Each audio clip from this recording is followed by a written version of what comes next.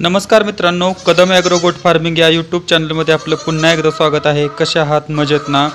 तर काय कसं आहे मित्रांनो, 2 दिवस जरा व्हिडिओ अपलोड करता आलं नाही, कारण सांगली आणि कोल्हापूरला जो महाभयंकर पूर आला होता त्याच्यामध्ये जे लोक अडकून बसले होते त्यांच्या मदतीसाठी आमचा ग्रुप थोडासा तिकडे गेला होता सांगलीला। त्याच्यामुळे मला 2 दिवस व्हिडिओ बनवता आलं नाही। आता जस्ट आलेलो आहे तिकडून, तर व्हिडिओ टाकला नाही। तर हे बघत असाल, ही आजच आपल्या इथे एक शेळी विलेली आहे। तर मित्रांनो, बकरी ईदचं मार्केट तुम्ही बघतच असाल, जबरदस्त कोलॅप्स झालेलं आहे बकरी ईदचं मार्केट। कारण कसं आहे, यावर्षी पावसाळ्यामध्ये बकरी ईद आल्यामुळे आणि मुंबईला पण भरपूर पाऊस असल्यामुळे जे खरेदीदार लोक आहेत त्यांना पण बाहेर पडण्यासाठी वातावरण जरासं पोषक नाही आहे। त्याच्यामुळं बकरी ईद मार्केट जबरदस्त कोलॅप्स झालेलं आहे आणि आपले मराठी तरुण ज्यांनी बकरी ईदवर काम केलेलं आहे ते नाराज झालेले आहेत। पण तसं नाराज होऊ नका मित्रांनो, त्याच्याऐवजी त्याच्यावरती पर्याय शोधा। होतं काय माहिती आहे का, महाराष्ट्रामधले जे तरुण बकरी ईदवरती काम करतात ते एकतर काय करतात, बकरी ईदचे बोकड त्यांनी विकत आणलेले असतात अगोदर कुठून तरी, म्हणजे ते थर्ड पार्टीचे बोकड असतात, त्यांना ते आपल्या इथं आणून मोठं करणार असतात। तर त्याच्यामुळे बरेचसे प्रॉब्लेम येतात। आणि होतं कसं की आपल्या इथं बंदिस्त फार्म आहेत बहुतेक जास्त, तर या बंदिस्त फार्मवाल्यांचा प्रॉब्लेम काय आहे की यांचा चारा व्यवस्थापनावरतीच भरपूर खर्च होतो। तर कसं आहे मित्रांनो, एका शेळीला महिन्यामध्ये 400 रुपयापेक्षा जास्त खर्च आला नाही पाहिजे। तर याच्यामध्ये 400 रुपयामध्ये कशी शेळी सांभाळायची हे सर्वात प्रथम आपल्याला समजून घ्यावं लागेल, शिकावं लागेल, तरच आपला व्यवसाय या ठिकाणी मी म्हणेन की फायद्यात चालेल। कारण काय होतं, राजस्थानमध्ये जे लोक आहेत तो एक माणूस 100-100, 200-200 शेळ्या मुक्त व्यवस्थापनामध्ये फिरवून आणत असतो। त्याच्यावरती त्याचा चाऱ्यावरती अजिबात खर्च होत नाही। त्या ठिकाणी जे हरिपत्ती मिळणारे आहे ती त्यांना फुकट मिळते आणि त्याच्यातून जे शिल्लक राहिलेलं खाली राहिलेलं जे मटेरियल आहे ते आपण बंदिस्त फार्मवाले ते मटेरियल विकत घेतो पैसे देऊन। म्हणजे बघा, जे त्यांना फ्री मिळत असतं हरिपत्ती वगैरे, किंवा तिथल्या मातीचा गुणधर्म म्हणा, किंवा अशा अनेक गोष्टी आहेत की ज्याच्यामुळे राजस्थानमधील माणसाला जर समजा 50 किलोचा बोकड 10,000ला विकायला परवडत असेल, तर इथल्या आपल्या महाराष्ट्रामधील तरुणाचं काय होतं की त्या बोकडाला मोठं करण्यासाठीच त्याचा 10,000 रुपये खर्च त्याच्यावरती झालेला असतो। तर याच्यामध्ये थोडीशी सुधारणा करायची आहे मित्रांनो, की जो बकरी ईदच्या मार्केटसाठी जो होणारा खर्च असतो तो कमीत कमी करायचा आहे। 400 रुपयापेक्षा जास्त पैसे एका शेळीला महिन्यामध्ये खर्च नाही झाले पाहिजेत। चारा, व्हरायटी चारा आपल्याच फार्मवरती लावायचा आहे, जेणेकरून तुम्हाला चारा विकत घ्यावा लागणार नाही। कसं आहे, शेळ्यांना 4 ते 5 महिने म्हणजे पावसाळा, उन्हाळ्यातले काय दिवस, जशा वेळेस शेतामध्ये जाता येत नाही असे दिवस, तर याच्यामध्ये तुम्हाला तो चारा विकत घेऊनच त्याच्यावरती गुजराण करावे लागते। तर मित्रांनो, असं न करता व्हरायटी चारा आपल्या ठिकाणीच अगोदर आपल्याला 5 महिने घरात बसून राहू लागलं तरी चारा पुरेल एवढा चाऱ्याचा स्टॉक करा आणि बकरी पालन करा।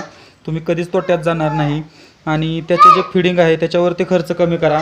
आणि हो मित्रांनो, आपल्या ठिकाणी शेळ्या पाळताना कटिंग मार्केट, ब्रीडिंग मार्केट आणि बकरी ईद असे 3 पर्पज ठेवा, तरच तुमचं शेळीपालन फायद्यामध्ये राहील। नाहीतर आपण काय होतं, ओन्ली बकरी ईदवर काम केलं तरी परवडत नाही।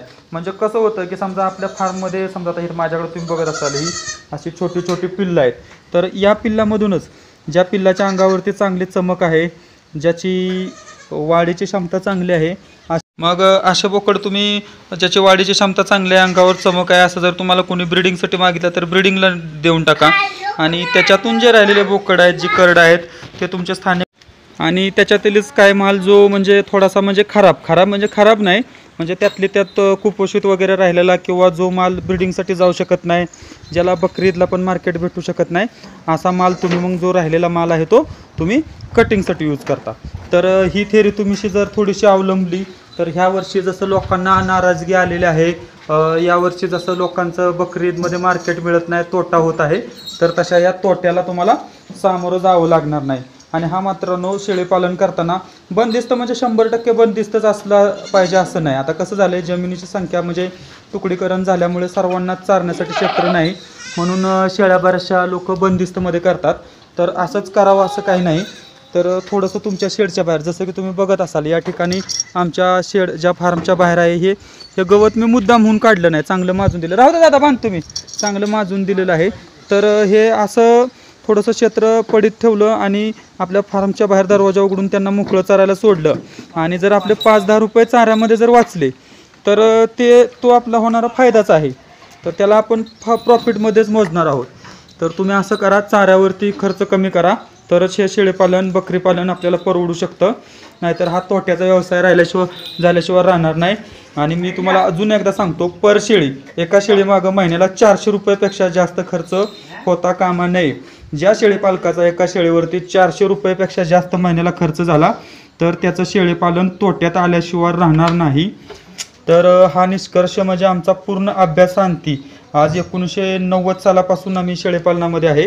तर यातला अनुभव आहे. तर तुम्हाला कसं आहे माहिती आहे का, की तुम्हाला शेळीपालनामध्ये वाढवून चढवून माहिती सांगणारे बरेच जण भेटतील, पण असे हे जी रियालिटी आहे ती फक्त तुम्हाला कदम ॲग्रो गोट फार्मिंगमध्येच ऐकायला भेटेल. तर ह्या गोष्टी तुम्ही पाळा, म्हणजे तुम्हाला शेळीपालन हा व्यवसाय करताना कुठेही अडचण येणार नाही. आणि मित्रांनो, तुम्ही अजूनपर्यंत जर आमचं यूट्यूब चॅनल सबस्क्राईब केलं नसेल तर लवकरात लवकर आमचं यूट्यूब चॅनल सबस्क्राईब करा, म्हणजे आमचे नवनवीन व्हिडिओ सर्वात प्रथम तुमच्यापर्यंत पोचल्याशिवाय राहणार नाहीत. आपण बघत असाल या व्यवस्थापनामध्ये अजून अनेक गोष्टी आहेत. तर शेळीपालन कसं करायचं, सुरुवात कसं करायचं याच्यावरती मी उद्या व्हिडिओ बनवणार आहे. तर तो उद्याचा व्हिडिओ पण तुम्ही बघाच. आणि थोडंसं क्रॉसब्रीडवरती पण लक्ष द्या, की जसं की आम्ही उस्मानाबादी शेळीला बोर बोकड क्रॉस करतो, त्याच्यामुळे वेट गेन चांगले मिळते. उस्मानाबादी क्रॉस बोर याच्या जर उस्मानाबादी बोकडाने क्रॉस केलेल्या उस्मानाबादी शेळ्या बोर बोकडाने क्रॉस केलेल्या बोर क्रॉस उस्मानाबादी असं प्रोडक्शन जर कोणाला हवं असेल तर त्याच्यासाठी आमच्याकडे तुम्हाला 3 महिने ॲडव्हान्स बुकिंग करावं लागेल आणि तर तुम्हाला तो माल मिळेल. त्याच्यानंतर आपल्याकडं उस्मानाबादी क्रॉस बिट्टल पण भेटेल, उस्मानाबादी प्युअर पण भेटेल आणि बोर क्रॉस पण भेटेल. तर याच्यामध्ये कुणाला काय रिक्वायरमेंट असेल तर त्यांनी आमच्या दिलेल्या व्हॉट्सअप नंबरवरती संपर्क साधायचा आहे, आपली डिटेल्स पाठवायचे आहेत. आणि मित्रांनो, 2 दिवस व्हिडिओ न पाठवल्याबद्दल तुमची क्षमा मागून पुरे करतो. जय हिंद, जय महाराष्ट्र.